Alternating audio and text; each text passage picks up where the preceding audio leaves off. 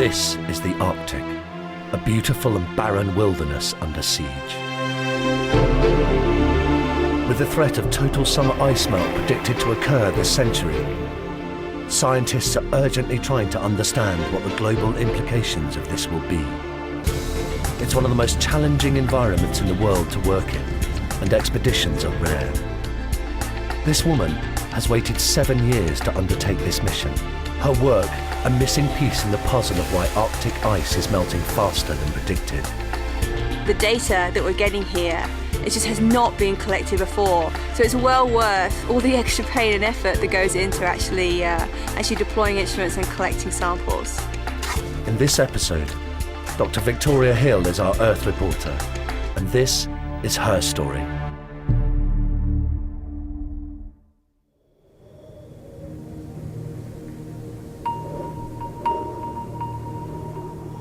This is the remote town of Resolute Bay in northern Canada, 750 miles north of the Arctic Circle. It's one of the coldest inhabited places in the world, where the average temperature is minus 16 degrees centigrade.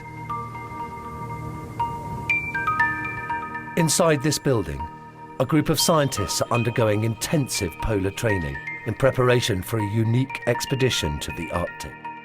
Each scientist will undertake their own individual research projects, but work together as a team. We're getting ready to leave in a few days, and behind us we have all of the food here. This is all science equipment. We're starting to open our packages, make sure everything's working. And this afternoon we were talking about what life at the camp is going to be like, where the tents are going to be, how we're going to get in and out of the tents, and especially important, how we can pee at night if we get really desperate. What we're doing right now is getting all our sleeping kit out so that we can practice when we're out on the ice. We have a 4-layer sleeping system for our bags. This is our vapor liner, which stops our sweat from going through into the down bag and freezing. This is my fleecy liner. And then we have the sleeping bag and the outer bag with a lovely pearl lining.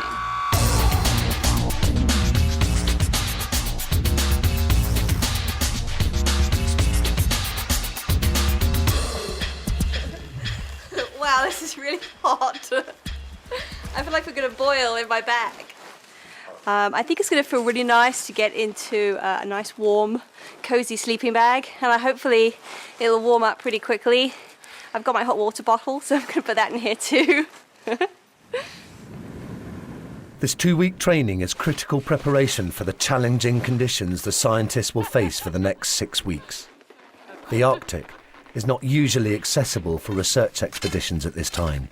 Temperatures can plummet to minus 40, and survival is key.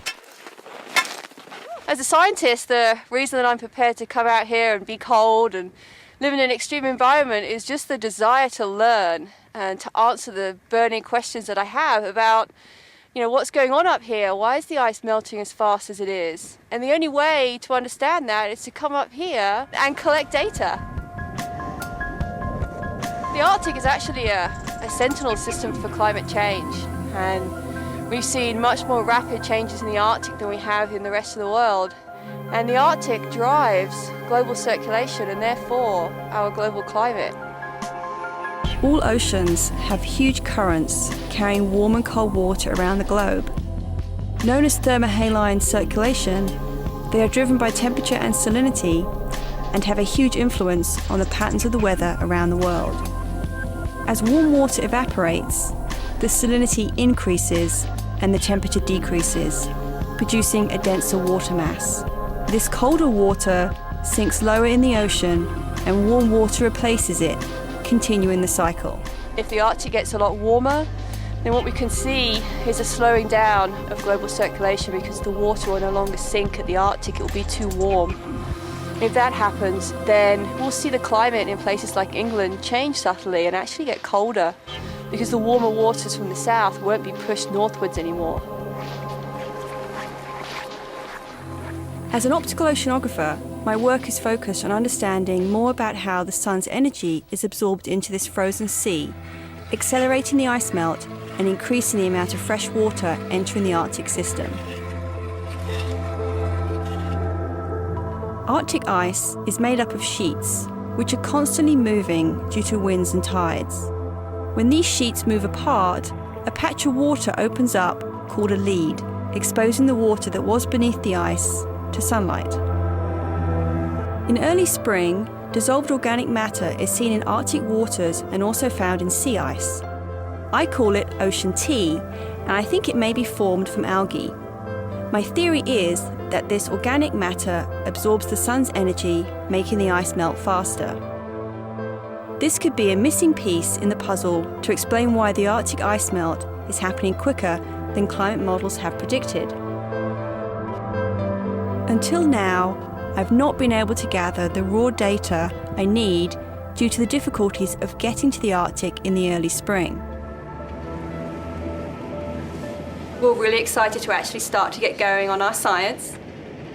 I've been waiting for 7 years to come out here and collect this kind of data. So this has been quite a while in the making, and I'm just really looking forward to it. This annual Arctic survey is a unique collaboration between scientists and explorers, sponsored by corporate finance and overseen by veteran explorer Pen Haddo and his experienced team. This is Took. He's our camp dog. He has a couple of jobs to do while he's going to be with us. Most important is that he's a polar bear warning system. He'll bark if he senses a bear nearby. And the second job, which is equally as important, is morale for the camp. The importance of which cannot be underestimated, given the scale of the physical, mental and scientific challenge over the coming 6 weeks. My name is John, this is my co-pilot Dusty, and we just like to say that we're privileged and even a little bit honored to be a part of an expedition that's going to help us understand climate change and just what's happening in the world today.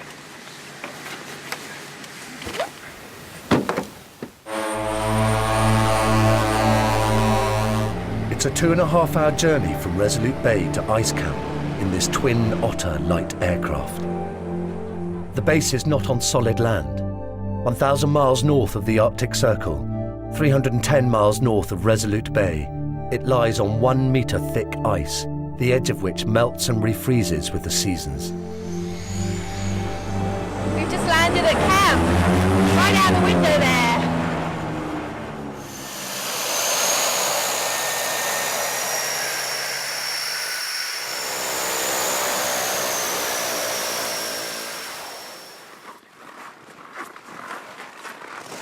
This patch of frozen ocean is now home for Victoria, her 5 fellow scientists, the 5-person support team, and of course, Took, the camp dog. It's such a great location. You just see ice for as far as the eye can see.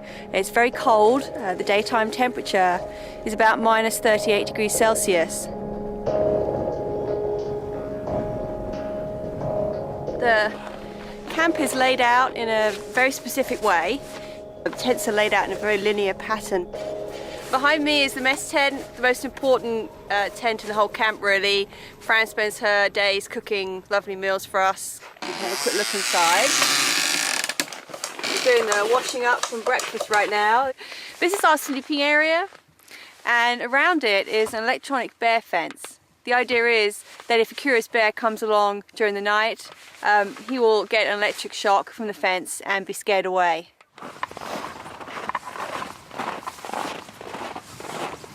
This is my walk to work every day. It's pretty nice, really. This is our main science sampling hole to get through to the water underneath the ice.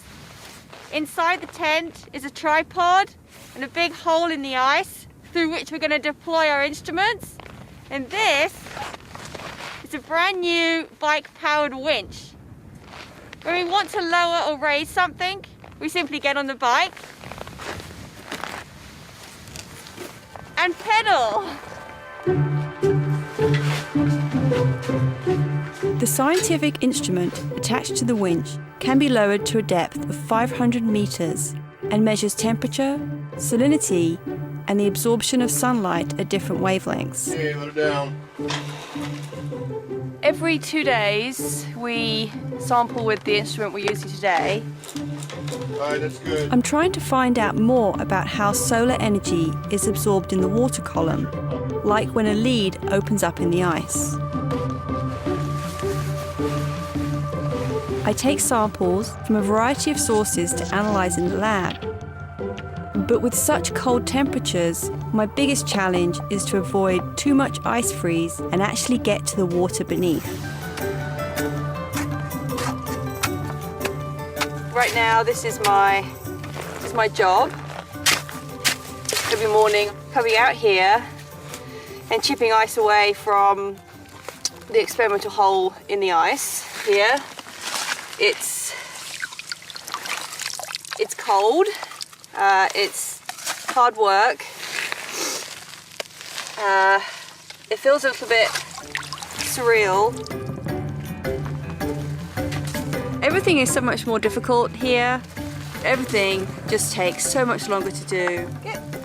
But the data that we're getting here, it just has not been collected before. So it's well worth all the extra pain and effort that goes into actually deploying instruments and collecting samples.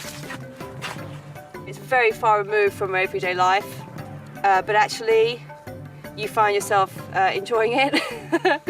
I guess I wouldn't be up here if it wasn't fun for me. But it is weird that this is my life for 2 months.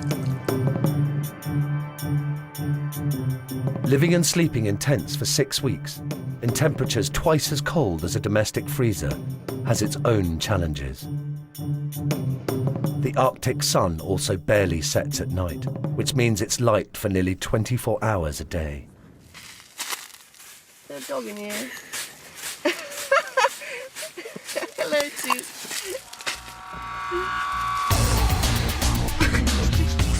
So my hair looks like after not washing it.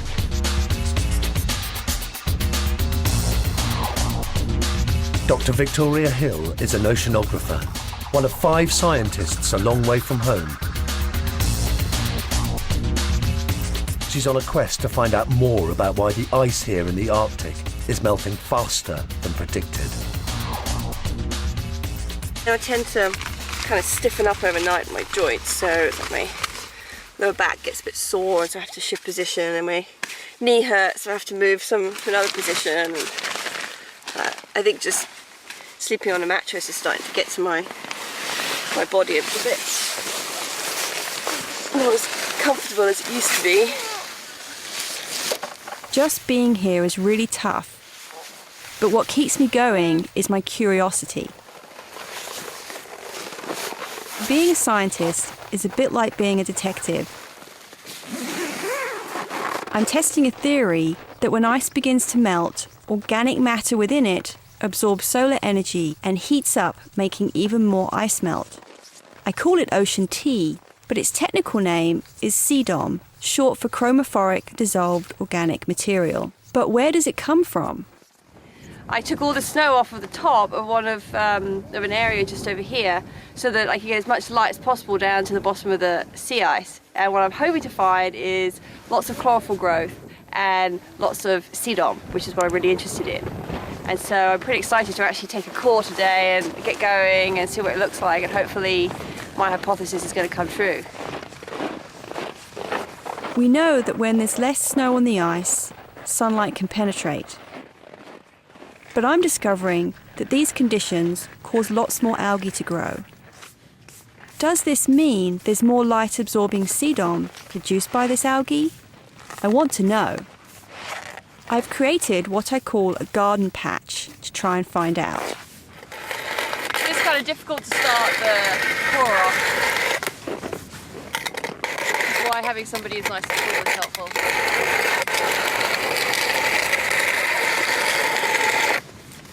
So we've definitely gotten quicker with cutting the core over the last few weeks. The first time we did it was about 2 hours, and now it's down to 45 minutes. Also because the ice is a little bit softer, the sun is up pretty much 24 hours a day now, so that makes a difference in just warming up the ice a little bit and making it easier. But it's still hard work, especially when you're trying to cut 6 cores in one day, and it's just, this action over and over again.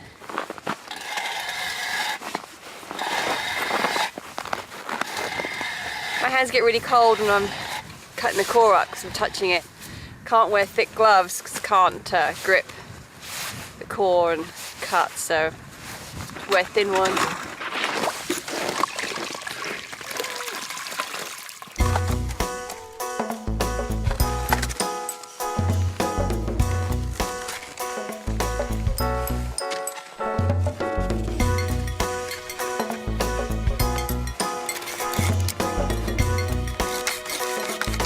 I'm sawing up the sections of the ice core ready for melting.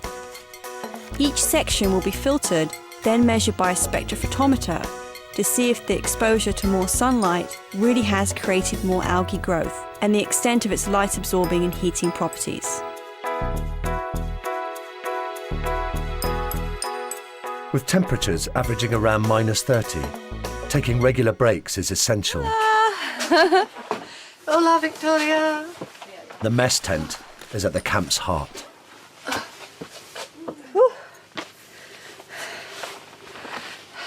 Fran has arguably the most important job in camp because she feeds us, and so this is inside the mess tent. We have all our water bottles and our tea mugs. So we stop for a lot of tea breaks, keep warm. Fran cooks at the very end of the tent. This is where we have all our snacks. You can come in during the day and have nuts or dried fruit, or the chocolate oat bars that Fran makes for us to keep us going. Victoria is a connoisseur. She's a chocoholic, and at breakfast, after we've eaten breakfast, Victoria's always has to sample a teeny weeny little bit of chocolate. It's not true. There are other people who also eat chocolate. It's not just me. Yeah, no, I eat chocolate. I've had 2 pieces. Although I do have chocolate at breakfast, lunch, and dinner, and then just before I go to bed, because in order to stay warm in your sleeping bag at -40, you do have to eat chocolate before you go to bed. Wow, look at all this chocolate. Yeah. We have loads.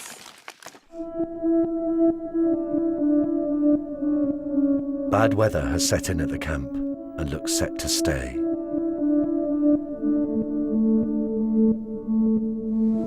Victoria battles through the biting winds and heads back to the science tent to analyse the samples she gathered earlier.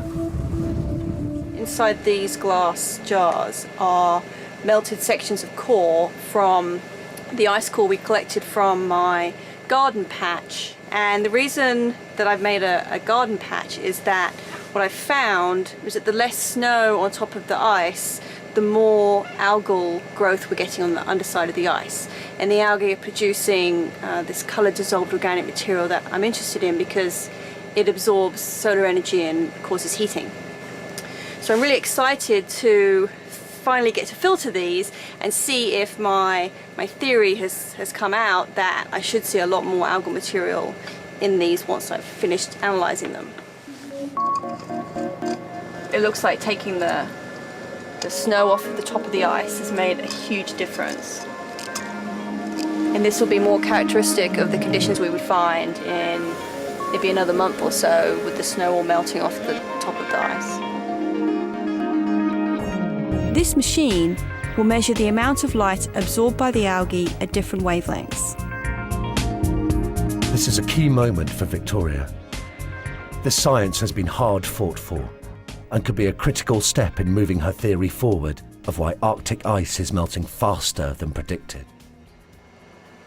Wow, yeah, look at that. That is a really strong absorption and peak here in the red for algae, and then up here, nice strong absorption in the blue. So this indicates a lot of algal material. And this is really exciting, and it also means that they're producing colour dissolved organic material, or CDOM, and that material is all in this bottom section of the core. And what that means is that as the ice melts from the bottom, that material will come out into the surface water and be absorbing light and heating up the water and melting the bottom of the ice very slowly. What I'm interested in is, where is it coming from? Coming from ice algae, water column phytoplankton, rivers, and how much of it is there, and how does it affect heating? It's actually a really small question, but when you link all these questions together, we end up with an answer to why is sea ice melting so fast. I don't wake up every morning and think, okay, I'm going to go out and answer some big, overreaching science questions. I'm going to go off and save the world today. I'm actually thinking, I wonder if that sample I collected has this in it, or if it's totally empty, or did my experiment work? I'm actually focused on much smaller questions.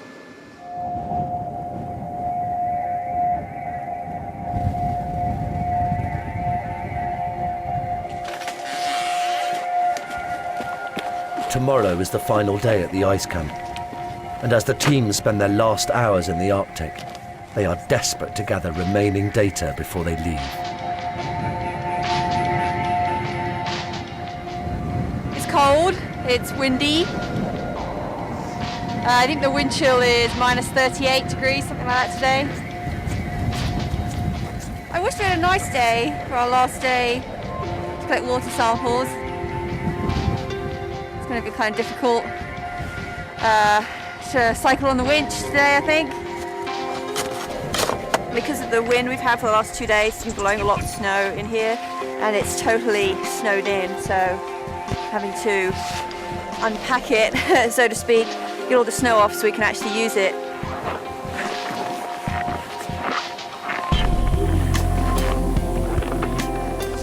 Meanwhile, manager of the ice camp, Simon, is concerned about how to get them home. Wind and snow is a problem, obviously. And did you get a chance to look at any, just out of curiosity really, any sat pics, just to see if there's any changes to where the ice edge is? The only member of the team not troubled by the weather is Took. When it's really windy like this, he will put himself on the leeward side of the tent so it's not so windy around here. He's got a light covering of snow over him, help keep him nice and warm, and he's okay out here. He seems quite content actually.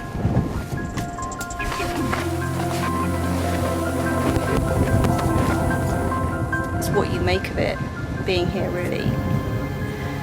You could just be miserable and hate it and not do anything, or you could be a bit homesick but actually still get what you need to get and go home and with good data. And that's what it's all about actually, is good data, important data.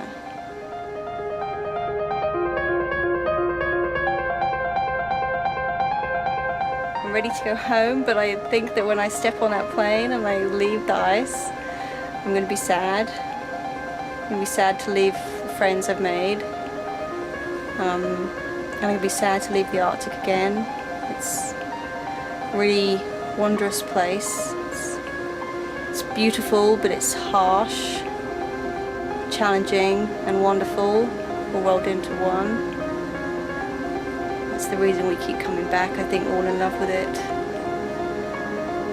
Really, it's quite mysterious.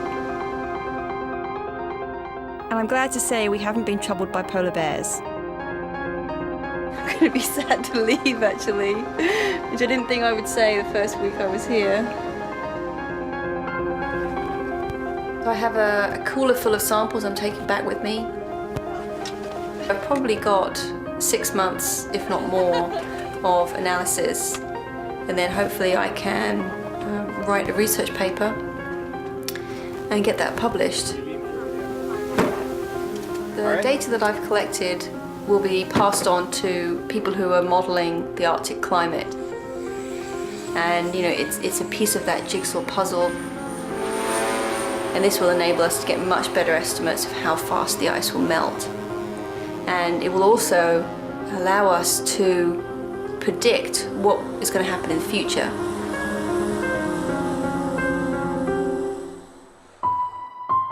Anyone can be an Earth reporter.